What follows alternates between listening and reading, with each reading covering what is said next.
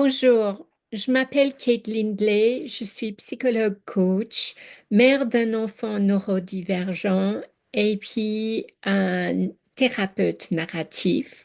J'ai écrit un doctorat en sciences sociales sur l'expérience maternelle avec des enfants qui sont considérés différents et dont on ne voit pas cette différence. Aujourd'hui, je vais vous parler de ma recherche, des défis que les mères, surtout les mères, rencontrent lorsqu'elles ont un enfant ayant une différence invisible, les défis qu'elles rencontrent, et je vais mettre une attention bien particulière à ce qu'elles entendent comme message et ce que ça leur fait d'entendre ces messages. Je vais parler aussi des stratégies qu'elles utilisent pour surmonter ces défis et je vais vous parler de mon expérience en travaillant avec les mères, ce que j'ai trouvé utile. Je vous remercie d'être là et de m'écouter.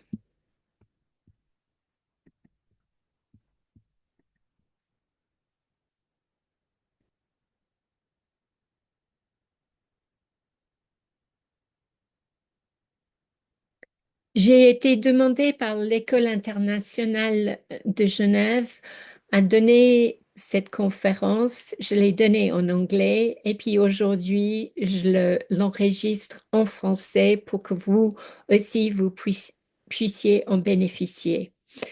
J'ai plein de gratitude pour plein de gens, notamment l'École internationale de Genève, à la Châtaignerie et puis d'autres personnes. Mais je suis également en gratitude pour vous qui êtes là pour m'écouter. On va parler tout de suite du travail maternel.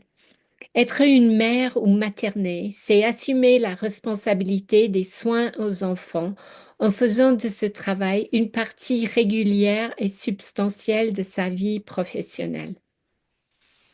C'est ça que Sarah Ruddick a dit dans son livre qu'elle a publié en 1989. Elle avait l'espoir que nous pouvions parler de materner comme un verbe indépendant du fait que ça soit une femme ou un homme qui fait ce travail.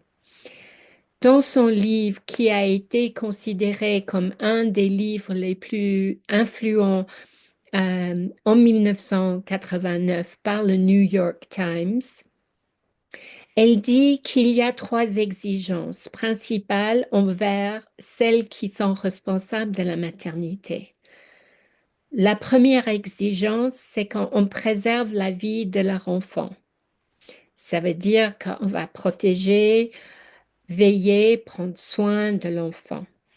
Deuxièmement, favoriser la croissance émotionnelle et intellectuelle de leur enfant. Former, accompagner, guider, façonner l'enfant. Et la troisième chose, c'est d'assurer l'acceptabilité sociale de leur enfant. Et voilà ce qui est difficile lorsqu'on a un enfant qui a une différence qui est invisible.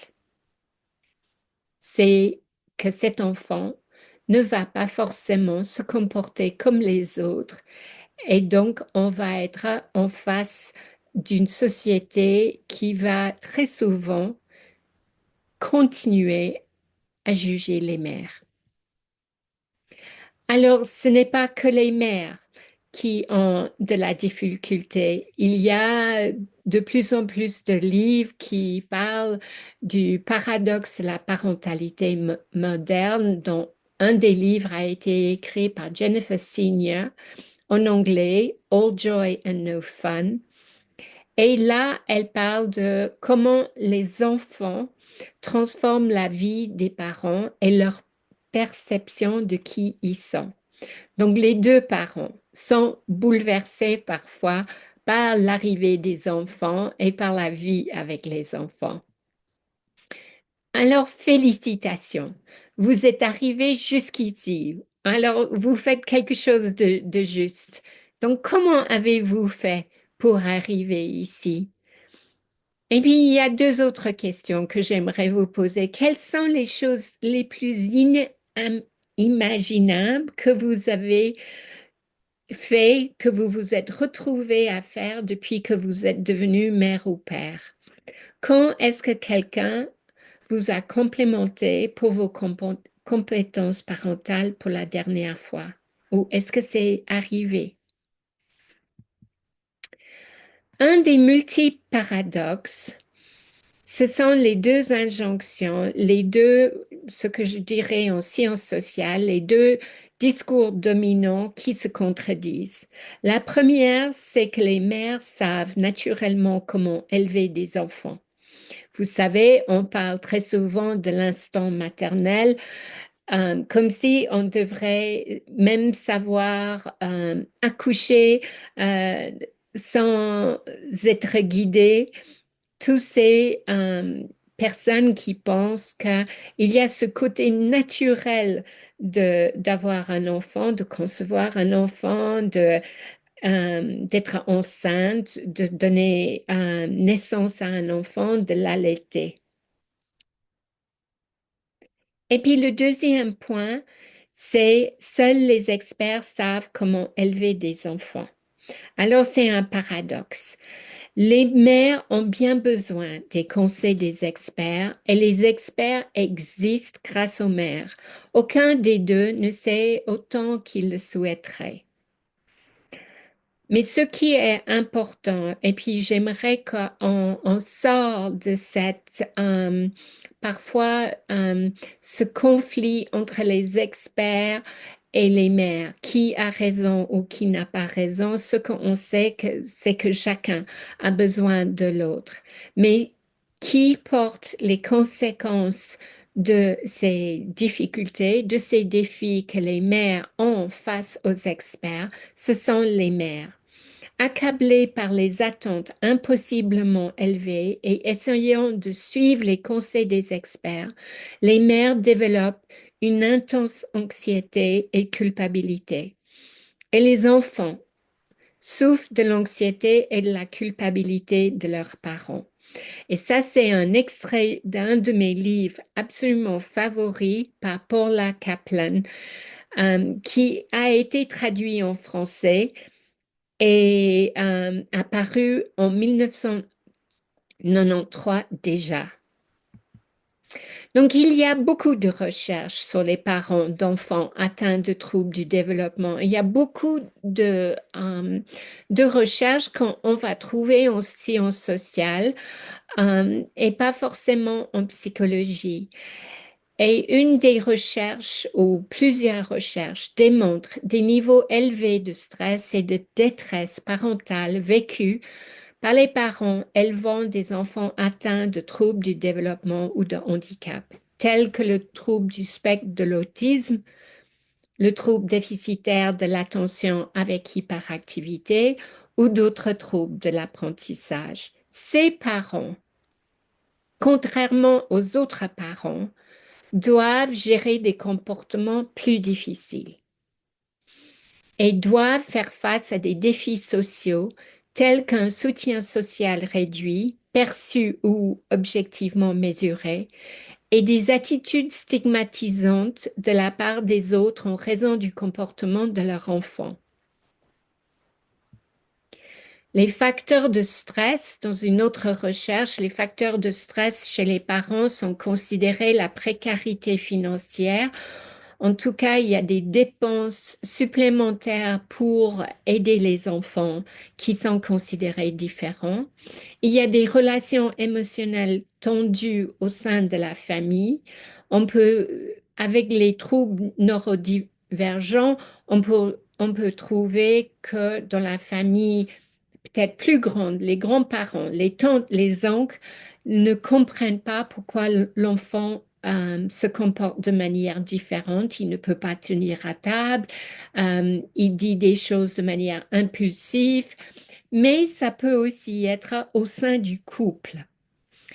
Il y a également des activités et des objectifs familiaux modifiés. Alors, très souvent, on ne peut pas avoir les mêmes objectifs ou les mêmes idées de partir en vacances n'importe où, de faire comme les autres familles font.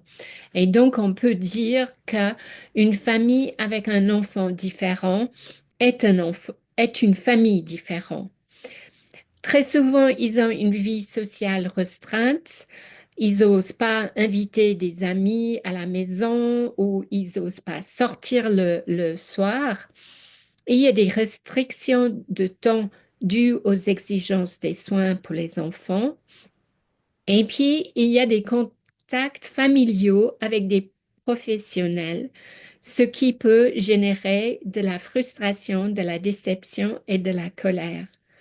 Et puis, il y a le deuil et la dépression qui peuvent aussi apparaître. Ma recherche sur la maternité, je l'ai fait à partir de 2009.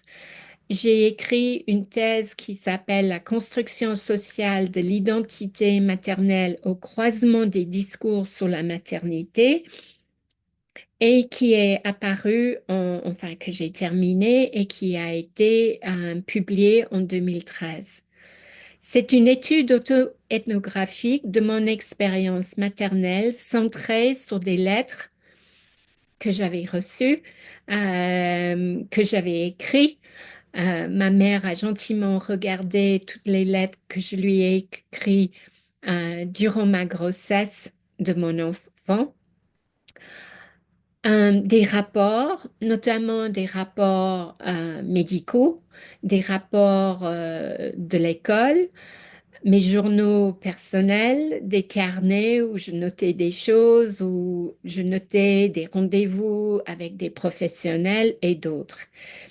Et parce que je considérais ou qu'il y avait l'hypothèse que mon expérience était bien singulière et ne pouvait pas coïncider avec une expérience maternelle d'autres mères, j'ai fait des entretiens avec 5 mères de la région suisse romande ayant des enfants diagnostiqués avec un TDAH. Et tous ces données m'ont permis de faire une analyse critique des discours culturels dominants dans la société, de leurs principaux acteurs et de leurs effets à long terme sur les mères. Donc, dans ces entretiens avec ces 5 mères, j'ai posé 3 questions.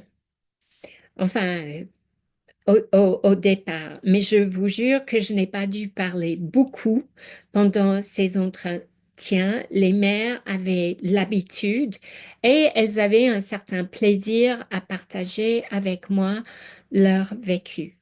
Donc, j'ai posé ces 3 questions. Parlez-moi de situations où quelqu'un vous a fait une remarque qui vous a aidé dans votre responsabilité en tant que mère. De quelle manière est-ce que cela vous a aidé?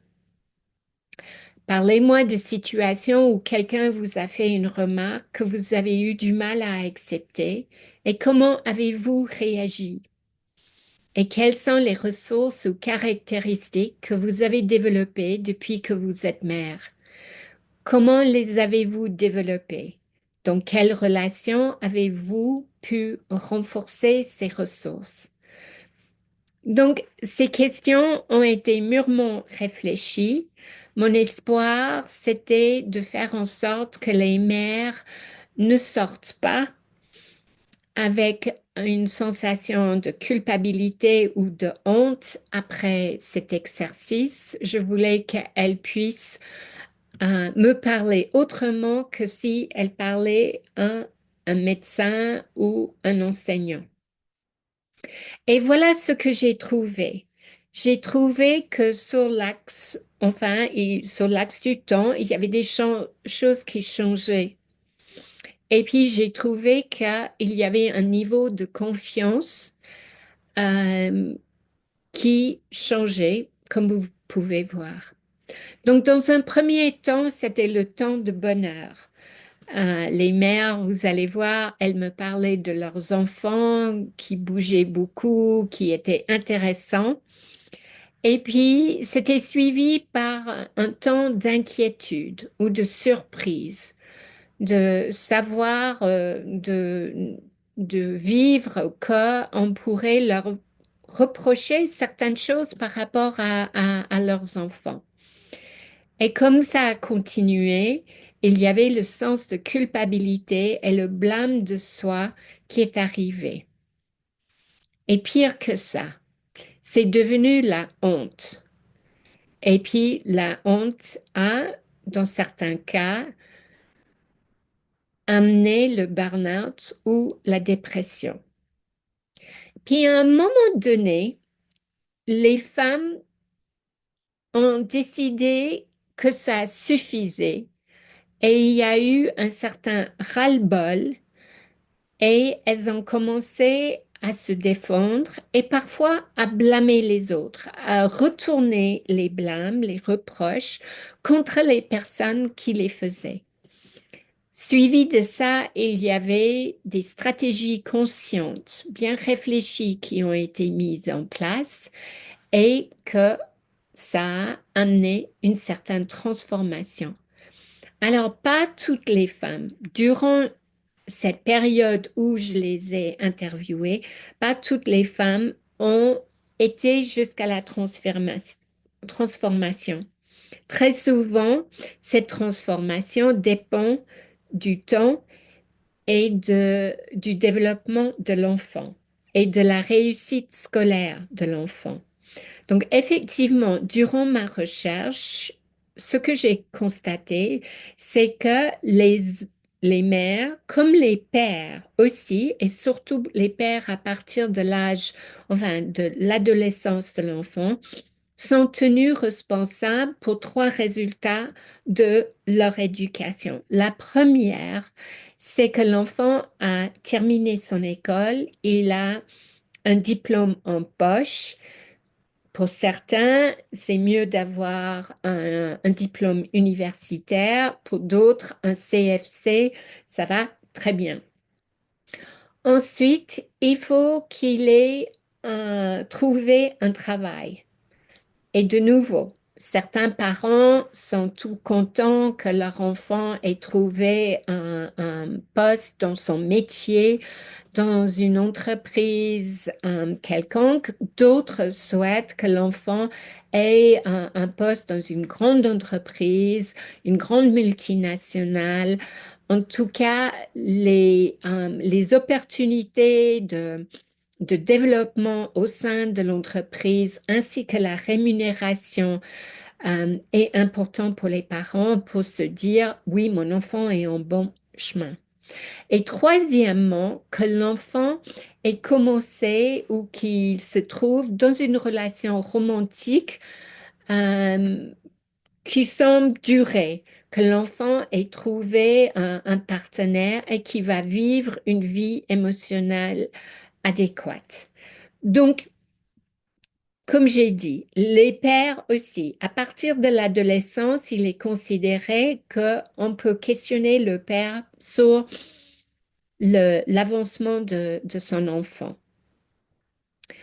Alors, ce que j'ai trouvé, les résultats de ma recherche, donc, enfin, c'est pas que les résultats, mais ce qui m'avait un peu étonné, c'est que les mères ont choisi de me parler principalement de leur rencontre avec des professionnels médicaux et éducatifs, puis de celles avec d'autres personnes en dehors de la famille.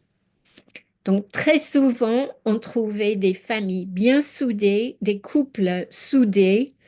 Il y a eu un divorce parmi les 5 personnes, mais avec une autre personne, elle avait retrouvé une famille stable et chaleureux. Une étude différente menée par une anglophone, Susan Colombek, a montré que la plupart des difficultés rencontrées par les familles considérées comme différentes ne sont pas intrafamiliales. mais tendent plutôt à être externes et déterminées par la manière dont elles sont perçues par le monde extérieur. On peut dire que ce sont les facteurs socioculturels, plus que ce qui se passe au sein des familles, qui font la différence pour le bien-être des enfants. Ce qui permet aux enfants de s'épanouir le plus est des familles chaleureuses, solidaires et stables, quelle que soit leur structure. Donc, c'est vraiment cette réaction du monde extérieur, c'est-à-dire le soutien de la communauté élargie et les attitudes de la société dans laquelle ils grandissent, qui joue un rôle important dans la détermination de leur bien-être. Puis je vous ai déjà dit, s'il n'y a pas de bien-être au niveau des parents, ça va avoir une influence négative sur les enfants. Donc, moi, je vais vous laisser lire. J'ai repris les paroles des mères que j'avais transcrite et que j'ai publié dans un petit livret qui s'appelle Qu'est-ce que je ne dois pas entendre? Témoignages de mère. Si vous êtes intéressé par ce livret, vous pouvez le commander chez moi. Alors voilà, donc je vais vous laisser lire.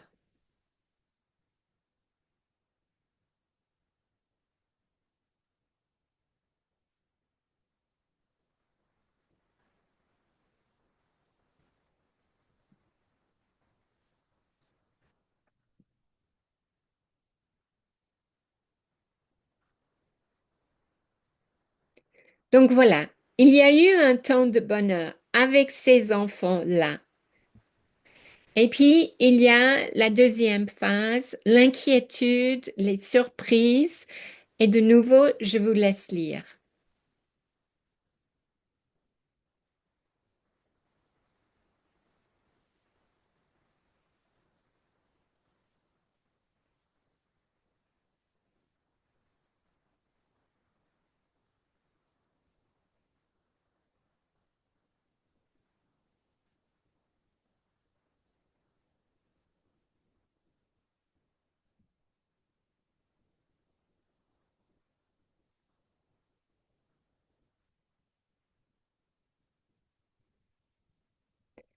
Donc voilà, avec ces remarques, les mères ont commencé à internaliser ces différents messages et elles ont commencé à se blâmer et puis à se sentir coupables. Je vous laisse lire.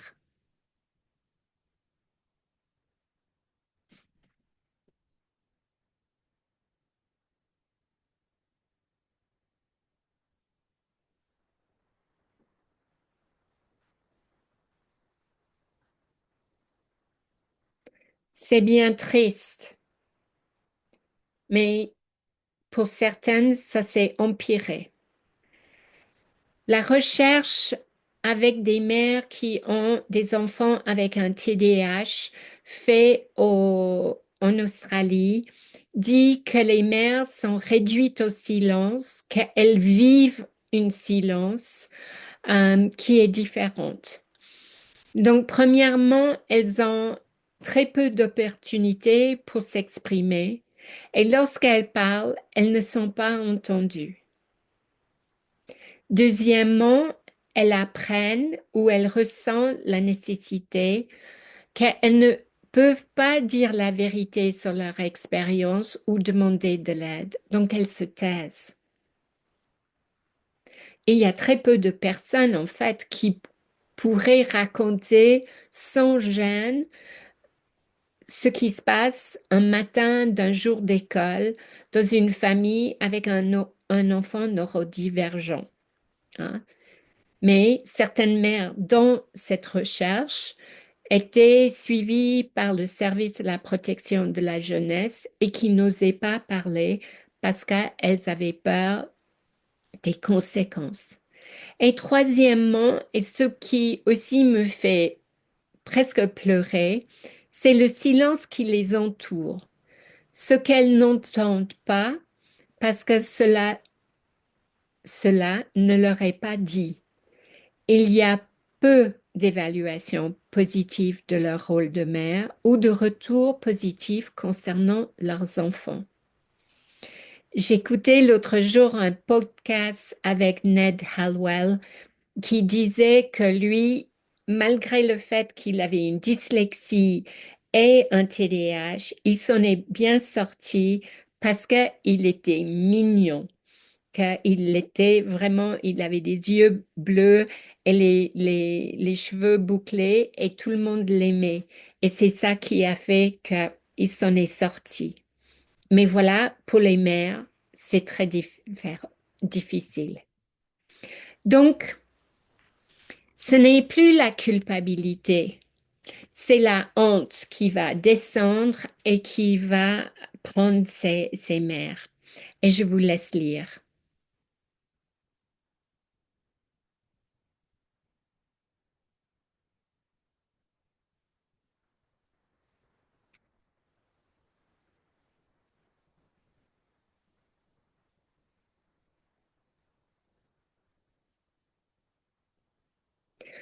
Donc, peut-être que vous, comme beaucoup d'étudiants en psychologie en première année qui ont fait partie des expériences psychologiques sur la culpabilité et la honte, peut-être que vous ne savez pas différencier qu'est-ce que c'est la culpabilité et qu'est-ce que c'est la honte. Les deux émotions ont quelque chose en commun, c'est que et on le voit exprimé chez l'enfant à partir d'environ 2 ans. Et c'est une émotion, enfin, ce sont deux émotions sociales.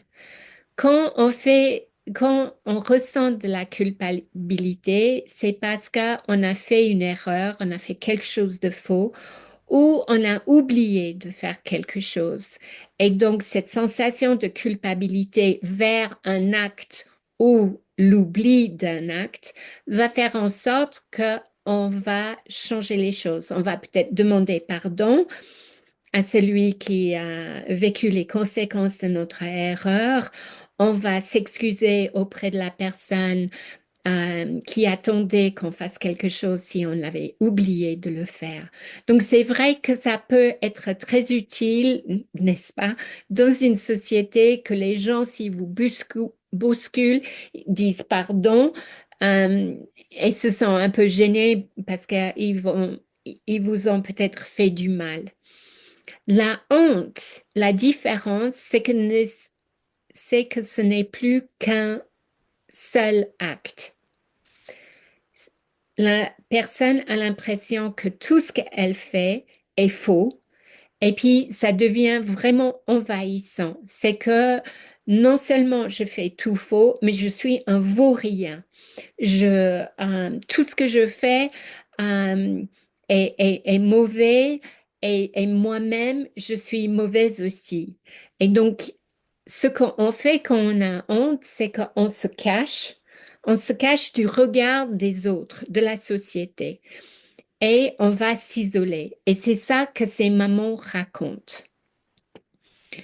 Donc, ce qu'il faut savoir, que la culpabilité maternelle est devenue une notion si omniprésente dans notre culture qu'elle est considérée comme une composante naturelle de la maternité. Tout le monde en parle. Et la culpabilité persistante peut entraîner un sentiment d'inefficacité qui affecte le bien-être physique, la santé mentale et la capacité à être productif.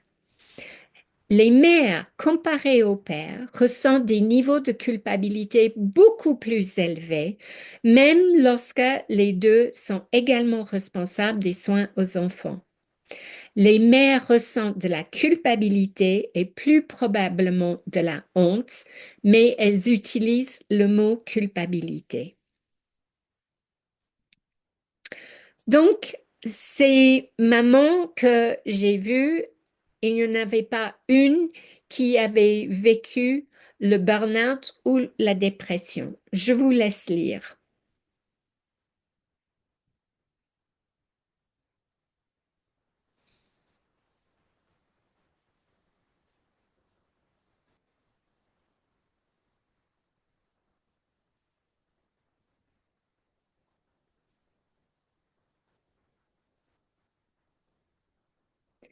Alors voilà, il y a aujourd'hui des recherches sur le burn-out parental et qui démontrent que le burn-out peut exister dans la sphère de la famille.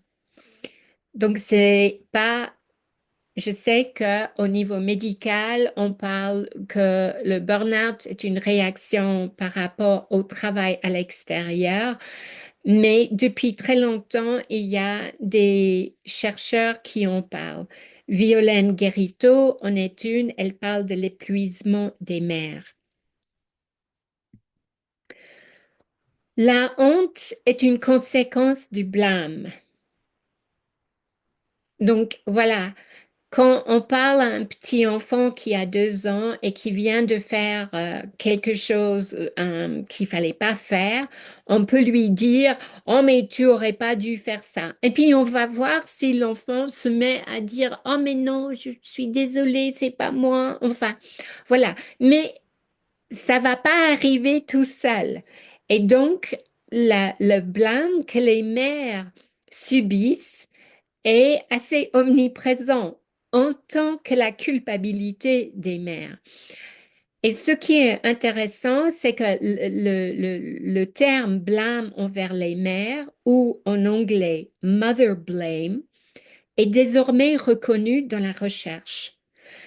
Et la psychologie a largement contribué à inventer et perpétuer ce blâme envers les mères, s'inspirant des philosophes tels que Jean-Jacques Rousseau.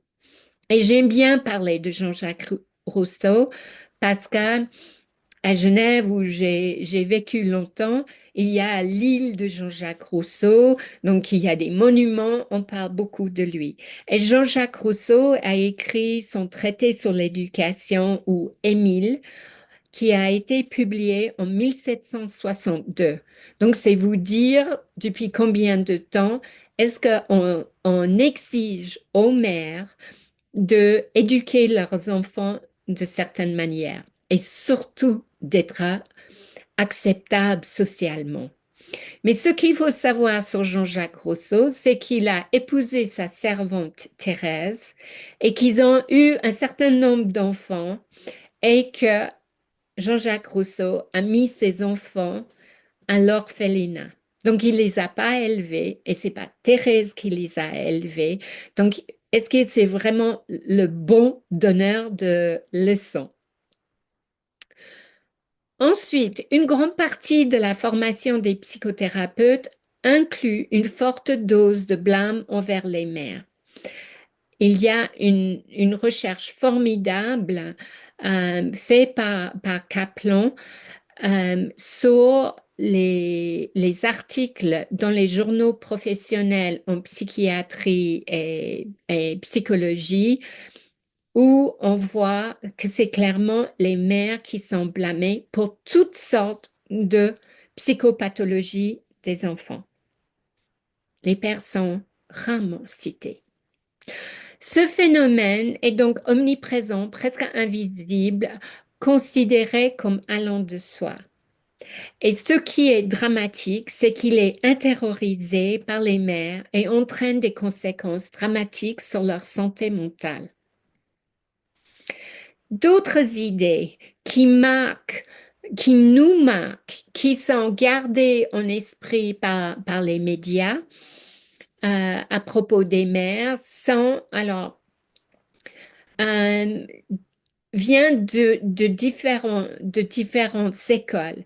Le mouvement de guidance infantile aux États-Unis dans les années 1920 a favorisé le développement du concept de pathologie maternelle. Le psychiatre David Levy a affirmé que la mère problématique était la mère surprotectrice. Selon lui, la grande responsabilité de ces mères ressemblait à une névrose obsessionnelle.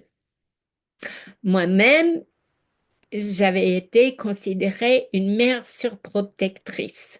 Mais est-ce que ce n'est pas bien meilleur que d'être une mère distante, dont la pathologie était connue sous le nom de rejet maternel, étant considérée comme la deuxième cause principale des enfants difficiles? Alors, ces mères que j'ai interviewées, revenons à elles. Donc, à un certain moment, elles ont eu ras-le-bol. Est-ce que c'est parce que l'enfant a eu un diagnostic? Pas dans tous les cas. Mais en tout cas, elles ont commencé à se méfier des remarques des autres, à prendre ombrage et à rétorquer. Je vous laisse lire.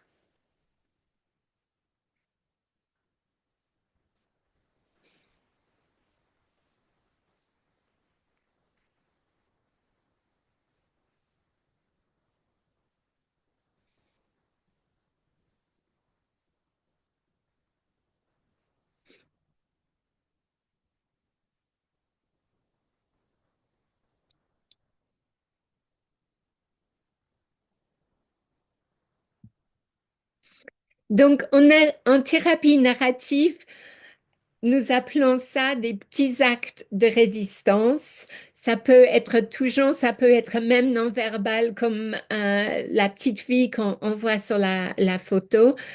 Mais on va explorer les manières dont les individus résistent à être définis par les autres. Parce que c'est ça qui se passe. C'est finalement vous, en tant que mère, vous pouvez avoir une idée assez claire sur quel genre de maman vous souhaitez être. Mais la société va vous positionner, va vous placer. Vous êtes mère et donc vous devez être comme ci ou comme ça. Vous devez surveiller les vacances, excusez-moi, vous devez surveiller les devoirs, vous devez préparer des repas nutritifs. Enfin, voilà, toutes ces choses que les gens peuvent vous dire. Donc moi, je regarde avec plaisir parfois ces actes de résistance parce que je les considère des manières ou des moyens de reprendre le contrôle de la vie et de préserver la dignité de la personne. Et en fait, c'est ça que ces femmes ont fait. Et donc, elles ont commencé à formuler des stratégies conscientes. Je vous laisse lire.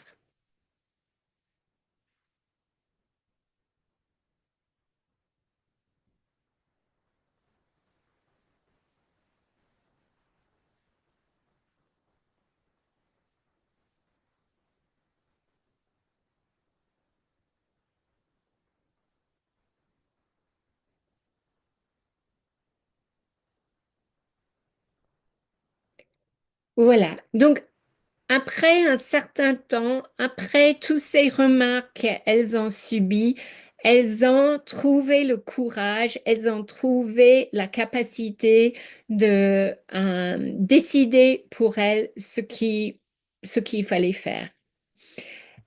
Et donc, elles se sont trouvées transformées. Alors, je prends ce mot euh, qui est utilisé par Diane Pellet de Canada qui a beaucoup travaillé avec les parents d'enfants considérés différents. Et elle a dit, c'est pas les parents simplement qui s'adaptent, mais les parents sont transformés par leur expérience. Et je vous laisse lire les expériences de ces femmes.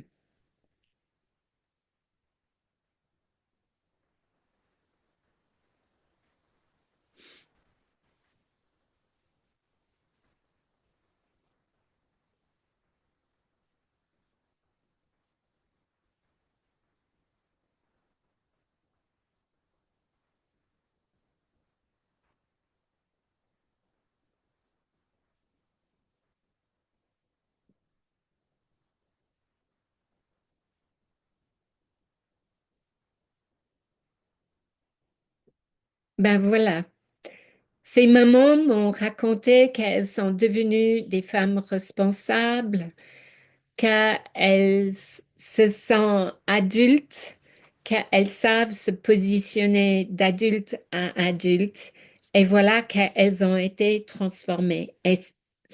Beaucoup, beaucoup ont commencé à défendre les droits des autres mères comme suite logique pour elles, et puis de faire en sorte que les autres bénéficient de leur expérience. Donc voilà, j'ai commencé aussi en parlant de paradoxe sur la maternité et face aux experts. Alors je vous pose la question, c'est aussi pour faire une petite pause.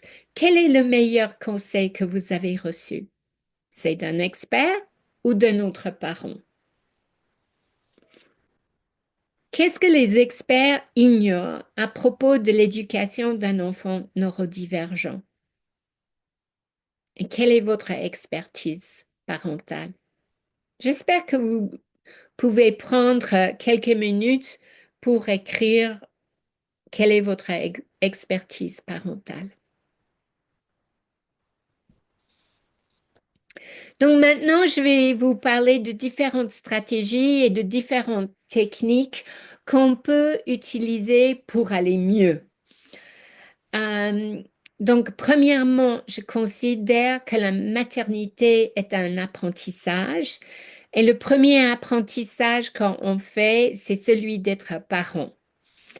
Il y a plein de chercheurs qui ont écrit qu'elles font des cours aux universités, surtout les universités anglophones, où elles demandent aux étudiants qu'est-ce qu'ils savent de la parentalité et comment ils aspirent être en tant que parents.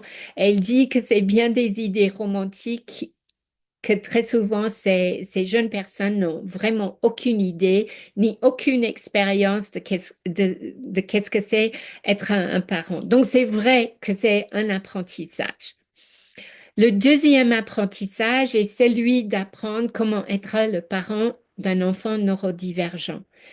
Et là, je suis sûre que vous, comme moi, vous aurez plein de livres sur la neurodiversité, sur comment élever un enfant qui a, par exemple, qui est sur le spectre, comment faire face à la dyslexie, etc. Vous aurez ces livres. Donc, moi, pour bien appuyer ceci, j'ai écrit un livre qui s'appelle L'apprentissage de mère. Pourquoi ai-je voulu être mère et comment est-ce que je le vis? Il a apparu aux éditions Chroniques sociales en 2022. Ce n'est pas forcément sur l'expérience d'être une mère d'un enfant neurodivergent, mais vraiment pour parler de ce premier apprentissage. Et une des choses que je fais dans ce petit livre, c'est que je demande aux mères de réfléchir à ce qui vous importe. Et donc, comme je suis une scientifique empirique, je prends le temps de passer les événements en revue. Qu'est-ce qui s'est passé? Qu'est-ce que vous avez apprécié? Qu'est-ce que vous n'avez pas apprécié? Et puis, je pose la question, pourquoi? Que s'est-il passé que vous avez apprécié? Et pourquoi? Qu'est-ce qui s'est passé? Et si ça s'est passé, quel quel terme donnerez-vous à ce qui s'est passé, ce que vous tenez pour important? Et c'est comme ça quand on travaille sur les valeurs en thérapie narrative. Donc, ensuite, on va décider comment cela devrait s'appeler et comment cela devrait se montrer pour qu'on puisse en parler de ce qui nous importe. Et puis, vous allez dire aux personnes, aux autres, ce que vous voulez et vous allez pouvoir dire pourquoi cela est important pour vous. Vous devez être ouvert à ce que l'on propose si c'est pas tout à fait de la même manière que vous avez souhaité. Vous allez apprendre à dire non. Donc, ça peut être non-verbal, mais voilà des choses à faire. Et une des choses à ne pas faire, c'est de ne pas vous porter volontaire pour faire des choses que vous n'avez pas envie de faire, même si vous sentez la pression. Puis vous pouvez toujours dire non par la suite parce qu'on a le droit de changer d'avis. Dites, je ne suis pas sûre, je dois vérifier notre emploi du temps. Il se passe beaucoup de choses en ce moment, pas sûr que nous soyons disponibles cette semaine-là. Donc, apprenez à dire non pour préserver le temps nécessaire à faire ce qui est important pour vous. Alors, moi, je vais presque vous conseiller de lire un livre. Euh, Mais surtout, je voulais vous faire remarquer, ça fait très longtemps qu'on sait que les mères souffrent d'anxiété. Judith Warner a écrit son livre Mère au bord de la crise des nerfs il y a presque 20 ans. Donc on sait quelles sont les conséquences de l'anxiété, de l'épuisement des mères. On sait quelles sont les conséquences de l'épuisement des mères sur leurs filles et sur les choix que font leurs filles pour l'avenir. Donc voilà, il y a un livre que j'aime beaucoup. J'ai écouté le podcast de Mel Robbins.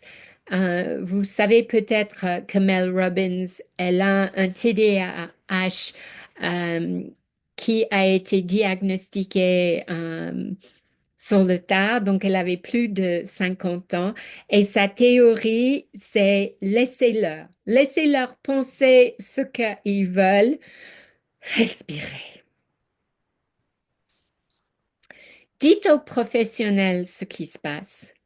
Donc, le petit Henri ne fait pas ses devoirs le soir. Cela devient un cauchemar. Pourriez-vous nous aider?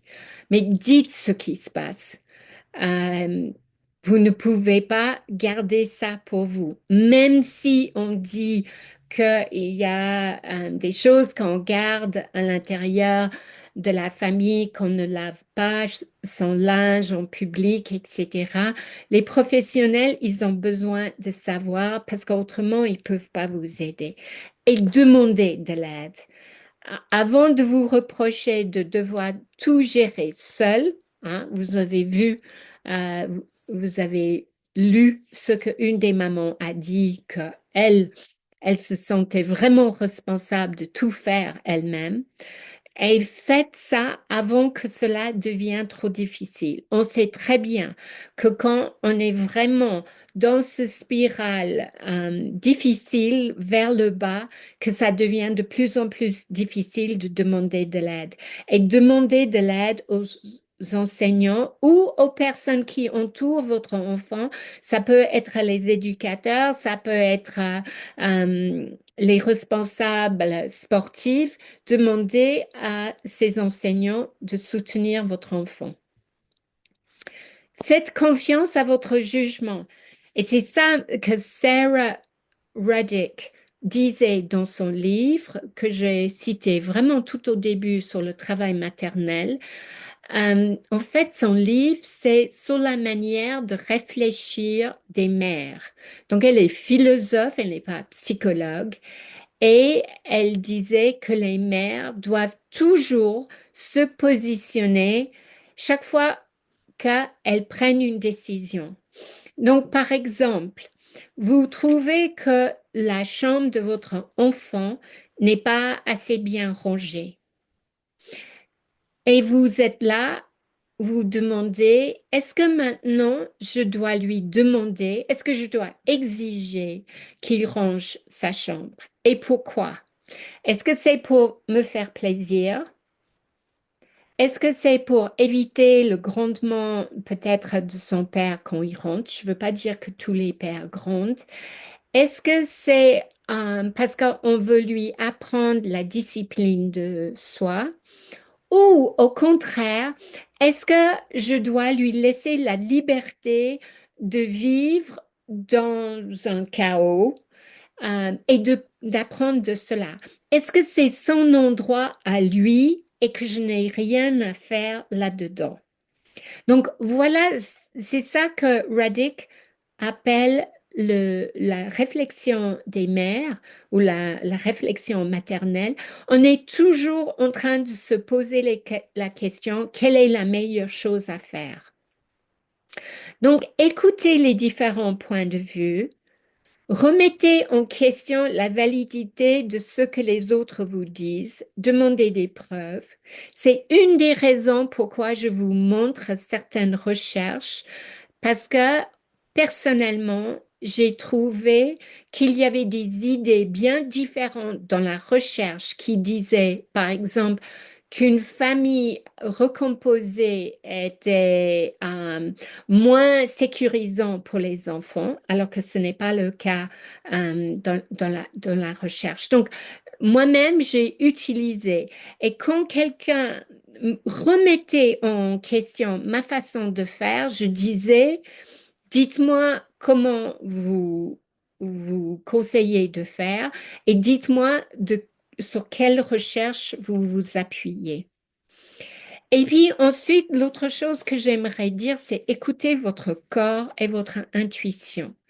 Alors, moi, je suis du genre à dire que nous avons une intuition et cette intuition, elle est basée d'un d'un côté sur les expériences que nous avons déjà faites, sur les connaissances que nous avons.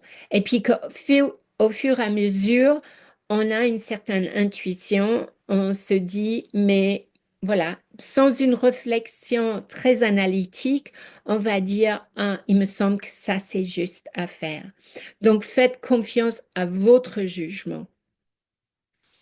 Soignez vos émotions. Et là, je vais vous donner quelques trucs qui peuvent vous aider pour soigner vos émotions ou réguler vos émotions.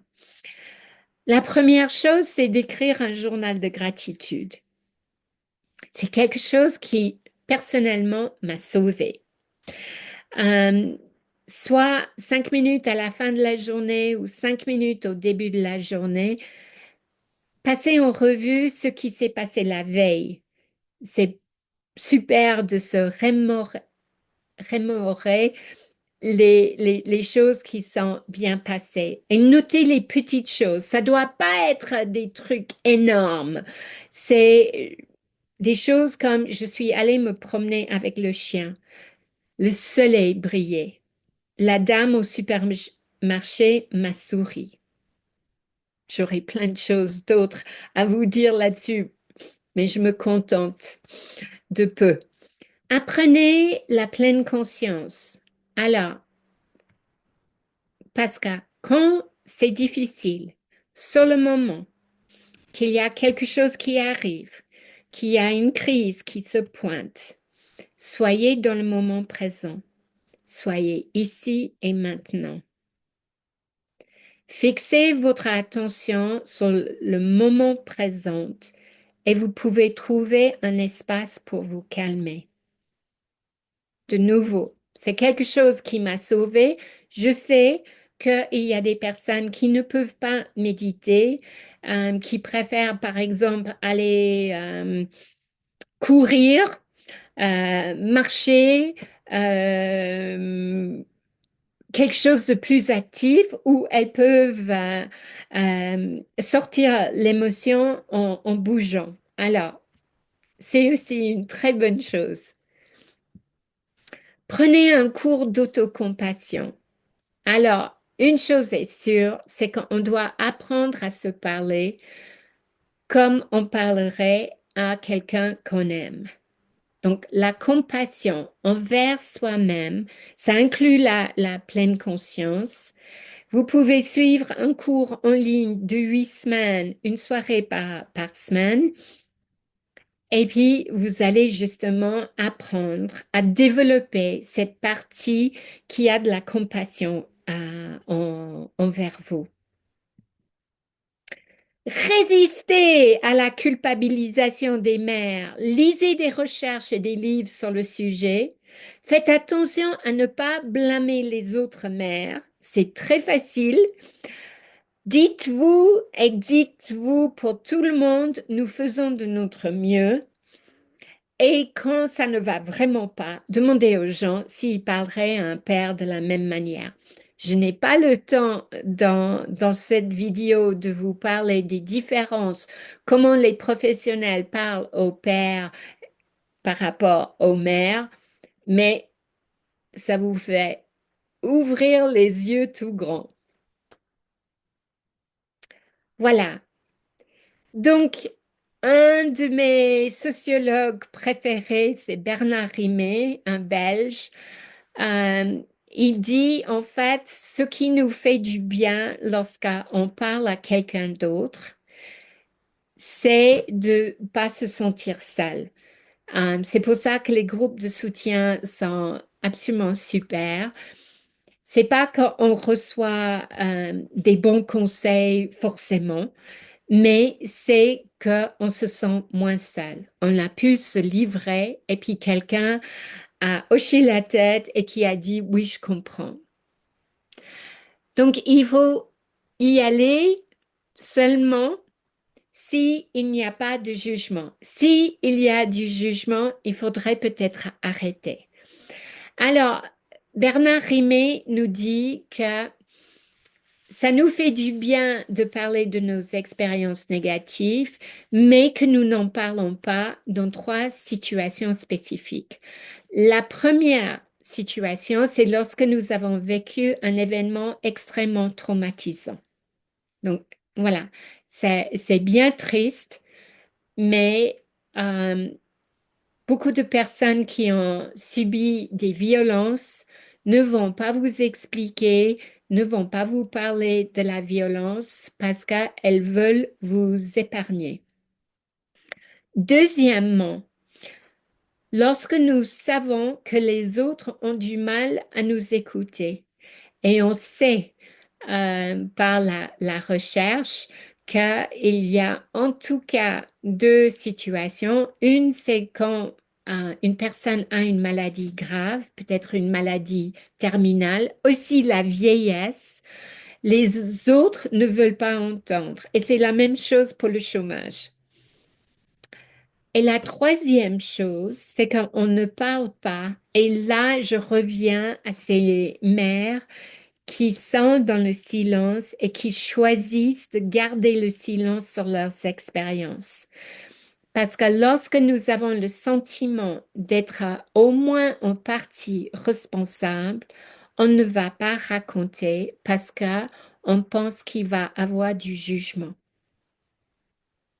Donc, parlez-en de votre expérience, mais ne laissez pas quelqu'un vous juger. Et surtout quelqu'un qui n'a pas votre expérience. Alors, ma dernière question, c'est que souhaitez-vous de la part des professionnels? Et parce qu'on n'est pas ensemble et que je ne peux pas écouter vos réponses, ben voilà, je vais vous donner mes conseils aux professionnels. Donc, soyez conscient de la façon dont vous contribuez à la culpabilisation des mères. Remettez en question vos idées reçues sur les mères. Vous pouvez les déconstruire. C'est la mode de déconstruire ces idées, les théories aujourd'hui. Demandez aux mères ce qu'elles font qui fonctionne. Demandez-leur comment elles ont eu cette idée, comment cela fonctionne et donc quelles circonstances les résultats sont les meilleurs. Ne méprisez pas ce que les mères disent, qu'elles font en répondant, avez-vous essayé ceci sans vraiment prêter attention? Et rien de pire. Le nombre de fois où j'ai énuméré toutes les choses qu'on avait fait, puis un professionnel, je me souviens un qui m'a dit, mais vous avez essayé le régime sans phosphate? Alors, voilà, c'était vraiment une manière formidable à nier tout l'effort que j'avais fait. Et pour l'anecdote, j'ai essayé le régime sans phosphate pendant 2 ans. Donc voilà, j'ai quand même internalisé la reproche. Trouver quelque chose de positif à dire sur l'enfant et trouver quelque chose de positif à dire sur tous les efforts que le parent fournit. Je sais qu'on est dans une ère de performance. J'ai longtemps travaillé en entreprise, j'ai même enseigné la gestion de la performance. J'ai entendu tellement d'entrepreneurs, tellement de managers dire, ce n'est pas l'effort, c'est le résultat qui compte. Eh ben, ça, c'est pas vrai. Les efforts démontrent à quel point les parents sont dévoués, qu'ils sont attentifs, qu'ils sont aimants par rapport à leur enfant. Et ça, c'est important de affirmer euh, aux parents. Il faut leur renvoyer une identité positive. Parce que les parents d'enfants différents font au moins 2 fois plus que les autres parents et reçoivent beaucoup moins de reconnaissance. C'est quand même pas juste, hein. Donc voilà, si vous êtes intéressé à suivre des ateliers avec moi, il y a des ateliers presque pour tout le monde. Il y a des ateliers pour les mères.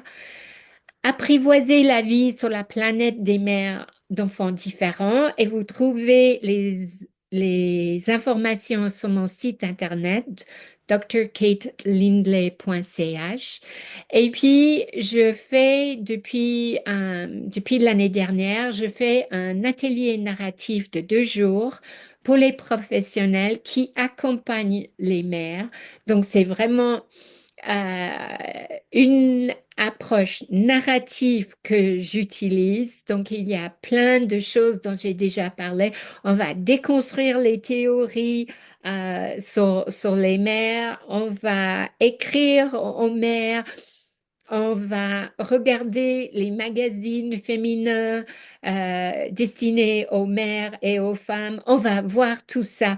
On va vraiment échanger et partager. Et le prochain atelier serait sur Lausanne et vous pouvez trouver les informations sur relancenarrative.ch.